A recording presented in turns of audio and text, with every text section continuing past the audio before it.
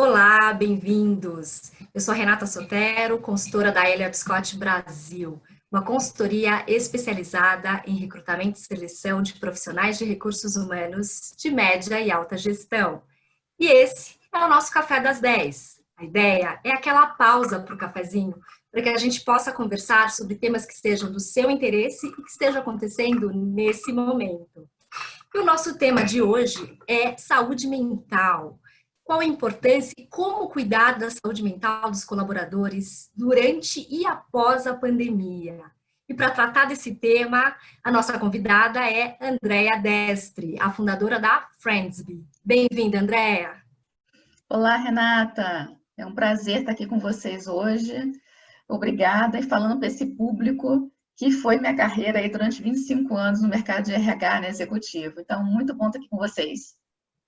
Exato, Andréia, muito obrigada. É um prazer ter você aqui com a gente para compartilhar, né? Você tem uma carreira super extensa em posições de liderança em recursos humanos e agora você parte para um novo desafio que é a parte empreendedora e falando sobre saúde mental, né?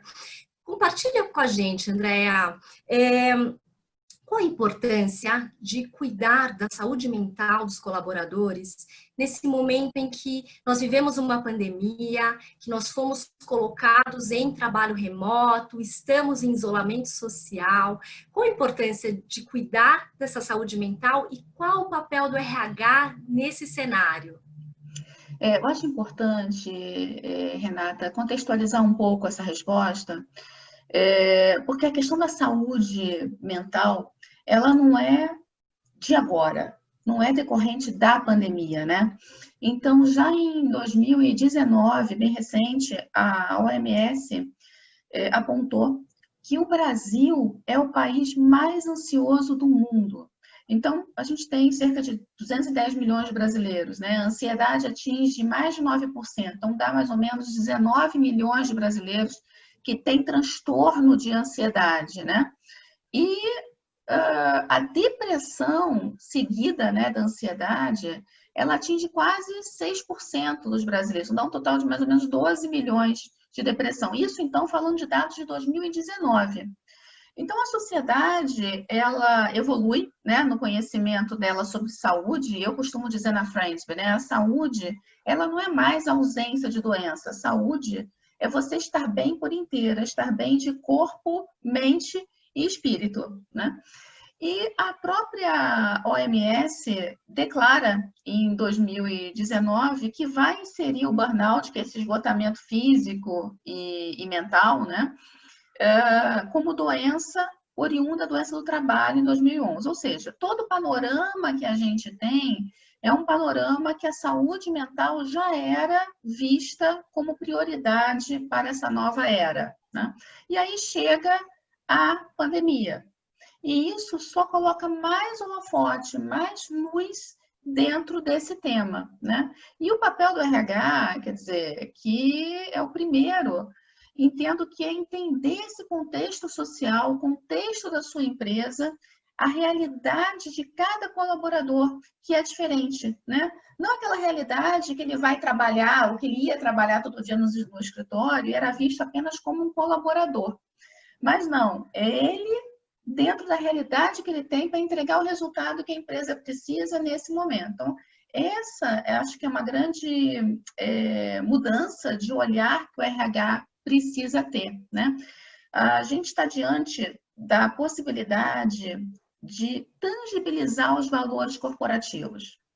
Então, eu digo assim, é a hora da verdade, né? É na crise, quando eu quero um resultado e eu não tenho recursos ali, tudo mudou à minha volta, é que para a tomada de decisão, eu uso dos meus valores para saber o que eu vou fazer, né? Então, colocando muita tinta, né? Puxa, eu estou faminta, não tenho dinheiro para comprar comida, o que eu vou fazer? Eu tenho várias opções, né? Eu posso fazer uma coisa positiva, vou me oferecer no restaurante, vou lavar uma louça em troca de um prato de comida, mas eu posso pensar também assim, eu vou roubar, eu vou fazer outras coisas menos nobres para conseguir isso. Então, é nessa hora que a gente coloca os nossos valores em práticas. Então, RHs, a gente está com uma baita oportunidade aí de tangibilizar os valores corporativos e fortalecer a cultura organizacional.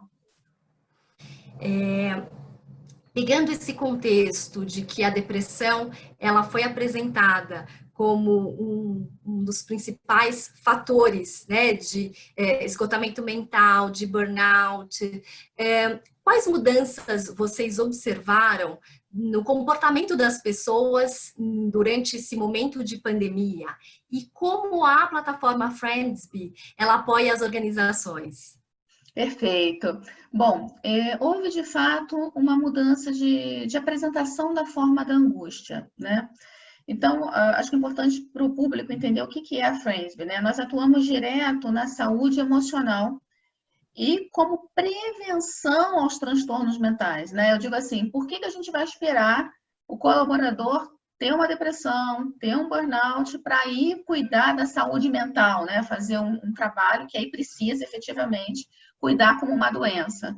Então, na frente, a gente atua antes disso. A gente atua na redução do sentimento de angústia. Você não reter as emoções negativas dentro de você, que é o que vem a causar mais tarde, né, esses problemas, tanto problema físico quanto problema mental.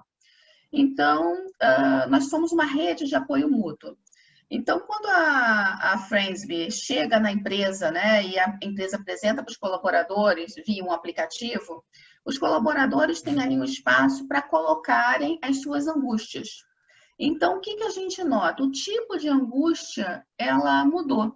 Era muito mais focada em relação a trabalho, do dia a dia de trabalho, de situações que eu não sei como me comportar, minha meta está muito agressiva, vi alguma coisa errada na organização, ou questões familiares, né? Briguei com meu pai, ou meu pai não me procura, sumiu da minha vida, tenho esse gap de emoção, né, tal. Isso migrou muito para questões de relacionamento. Então, pesquisas, né, inclusive foi comprovado isso em abril, saiu uma reportagem no Estadão, dizendo que aumentou em quase 10.000% a busca pela palavra divórcio no Google. Né? E eu noto isso na frente. Então, a questão de relacionamento, ela vem muito presente, seja porque o cônjuge ou a cônjuge não respeita o espaço de trabalho, porque justamente as pessoas vivem, né? Quantos brasileiros têm um escritório em casa para trabalhar? Se tiver um, são dois, né? Então, quando você coloca isso dentro da realidade, com filhos e tudo mais, a pressão ficou muito grande. Então, as questões familiares e principalmente relacionamento passou para o primeiro lugar, superando as questões de trabalho dentro da Friendsbe, né? Então, diretamente é isso que a gente nota. E na Friendsbe a gente oferece esse espaço, então, de fato, as pessoas podem falar sem medo de serem julgados ou sem vergonha dos seus problemas, né? Então, isso tudo dá para a Friendsbe, aí respondendo a sua segunda parte da questão, que é como nós ajudamos, como nós apoiamos as organizações.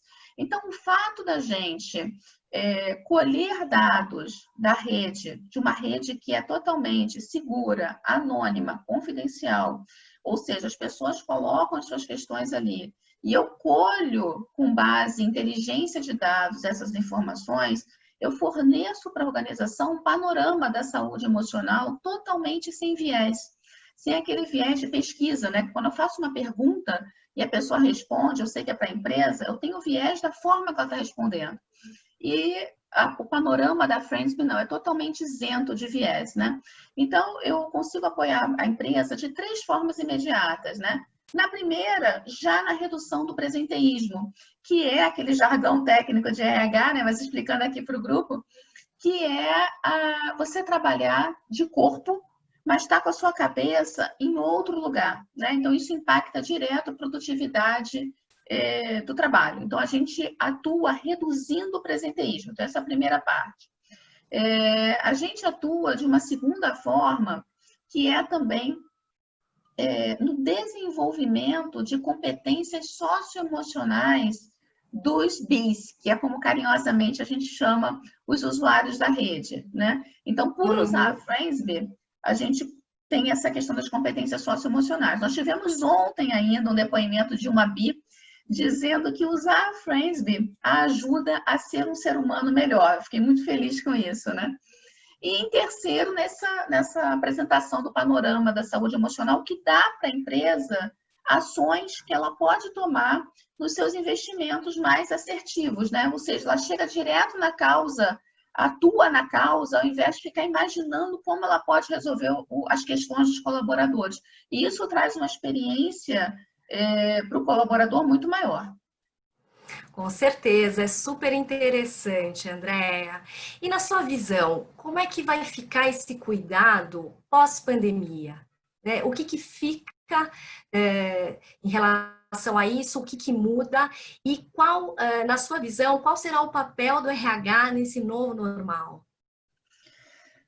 Boa pergunta. Bom, assim, a pandemia, né, ela veio como um bicho-papão. É assim, tipo quando a gente é criança, né? Fica em casa, senão o bicho-papão vai te pegar, né? Mais ou menos assim. Então, o medo, ele foi instalado na sociedade, não apenas de contrair o vírus, mas de perder o emprego, do parente querido, mais idoso, né? E tudo isso junto. E nós somos bombardeados na mídia por notícias negativas, tanto de doença, de morte, coisa pesada sempre, como também de situações aviltantes, né? Esquemas de desvios na saúde. Então, são situações que deixam a gente de uma forma negativamente impactados, com uma tendência maior à angústia, com uma tendência maior à tristeza, né? Então, quando a empresa cuida dos colaboradores, digamos assim, de uma forma única, é aquele tamanho único de roupa que deixa 2/3 da população de fora. Então, é um momento de você olhar para o indivíduo, né? Quem que trabalha na minha organização? E não de uma forma genérica, como o RH está acostumado a fazer, até para ser mais pragmático, né? Eu faço uma cesta única de benefícios, eu faço um modelo único de gestão de pessoas. Então, essa forma única, ela tem que ser revista para alguma coisa que eu entendo o meu colaborador e como é que eu atuo para ajudar esta pessoa. E qual a forma de fazer isso, Renata? É claro que o RH ele não vai conseguir fazer um único para cada um, né? Mas agora é a hora de dar liberdade. Então, há liberdade de escolha para o colaborador. Então, eu ofereço o quê? A liberdade. E ele me diz a forma que é melhor para ele entregar. É voltar para o trabalho ou não, a hora de fazer reunião, eu quero fazer reunião ou não. Eu não vou trabalhar num horário determinado, padrão. Não, eu vou de fato trabalho, eu prefiro trabalhar, acordar às 4 da manhã e trabalhar de 4 às 7, depois eu paro e volto a trabalhar às 6 da tarde. Não sei, mas esse é o ponto, né? Porque você tira a pressão do colaborador, que é o que a gente precisa nesse momento. É esvaziar a pressão. A empresa tem que ser fonte de menor nível de pressão na vida dessa pessoa e deixar que essa pessoa diga como ela vai se organizar. Você perguntou como é que vai ser esse novo normal, né? Uhum. É importante que o RH entenda e ajude a empresa, ajude os presidentes, as presidentes das organizações a entenderem isso e os gestores também, né? Então, o RH ele tem que ser esse olhar atento e fonte de ajuda, de reflexão, que as coisas têm que mudar. E nós, normalmente, levamos essa necessidade de mudança para a empresa, né? Então, o colaborador que passou pela pandemia, né? Ele não é o mesmo que entrou na pandemia. Então, como nós falamos, ele mudou, a pandemia mudou o jeito de ser. Então, é um colaborador que eventualmente está consumindo mais bebida alcoólica para ficar mais calmo, que engordou. A Fiocruz traz uma pesquisa que mostra que 63% das pessoas engordaram durante a pandemia. Então, ele também não está bem com o físico dele, com o estado emocional físico dele. Ele começou a ingerir mais medicamentos de relaxante muscular ou medicamento para dormir. Isso aumentou em mais de 40%, também de acordo com a Fiocruz. Ele teve um rompimento, né? Busca por divórcio. Ou seja, a vida dele está diferente e está diferente eventualmente para pior do que estava antes. Então, é preciso respeitar esse novo momento desse colaborador, entender, né? Quando a gente olha no aspecto que se normalizou, chamado novo normal, que ninguém sabe bem o que é isso, Eu vou fechar o espectro aqui, porque ele pode ser muito amplo, mas no dia a dia de trabalho, né? Então, é um colaborador que está muito mais preocupado com o entendimento de segurança dele, com o afastamento, a visão que o afastamento social traz segurança. Então, as empresas, quando voltam a trabalhar, tem que colocar isso na prática. Então, acabou aquele jeito de baias juntinhas, né, de juntos somos mais fortes, vamos colocar todo mundo sentadinho, juntinho e tal. Não dá mais para ser assim, né? Então, a separação tem que ser física. Isso vai impactar também nas salas de reunião, no refeitório. E logo, as empresas que ainda têm ressalvas sobre o trabalho remoto vão ter que oficializá-lo de alguma forma. Por quê? Para esse novo jeito de trabalhar com distanciamento, vão logo perceber que não tem espaço físico para todo mundo trabalhar com essa segurança que precisa, né? Na esfera da saúde, investimentos em máscara, em álcool gel, testes, no novo jeito de contratar, de integrar as pessoas, desenvolver projetos, aquelas workshops que a gente fazia, happy hours, festa de fim de ano e tal, né? Novos jeitos de aferir resultados, enfim. Então, para finalizar, o RH ele tem a importante missão de puxar a reflexão sobre como a empresa vai dar novas direções e entregar resultados, mudando a forma de atuação para respeitar os medos internos. Não adianta falar que é bobagem. Cada um traz dentro de si os seus medos, que não vão ser ditos, né? Então, cada vez mais, né, André, a gente vê que realmente é esse olhar para o indivíduo, para o humano, que tem que ter um cuidado especial, né? É verdade. As empresas clientes da Friendsbe, Renata, elas têm um relatório que aponta exatamente quais são as fontes de angústia e as dicas, né, de caminhos para as ações que devem ser tomadas para preservar a saúde emocional do time. Sempre mantendo a confidencialidade, né, claro, mas eu mostro o panorama geral e dou essas dicas de ações, né, justamente porque o colaborador antes da pandemia é diferente do que vai voltar para o escritório. Excelente. Andréa, muito obrigada por compartilhar um pouco dessa experiência e desse momento com a gente. Foi um prazer recebê-la aqui com a gente. Renata, eu que agradeço a oportunidade. Esse tema é o tema que ele já estava imperando antes da pandemia e agora, né? Acho que é um lado luz que a pandemia trouxe, esse holofote, assim, gente, cuidar da saúde emocional é o início, né? Não tem que ser o fim, eu não tenho que esperar um problema, não tenho que cuidar do transtorno mental. Eu tenho que ajudar o colaborador E a Friendsbe é isso, é uma válvula de escape dessa angústia, ajudando a regular essa saúde emocional. Muito obrigada. Eu que agradeço novamente. Pessoal, essa foi a Andréa Destre. Esse foi mais um Café das 10. Se vocês gostaram, deixe os seus comentários abaixo no vídeo. Não esqueçam de habilitar o sininho para que vocês recebam as notificações assim que a gente postar um vídeo novo. Muito obrigada e até o nosso próximo cafezinho.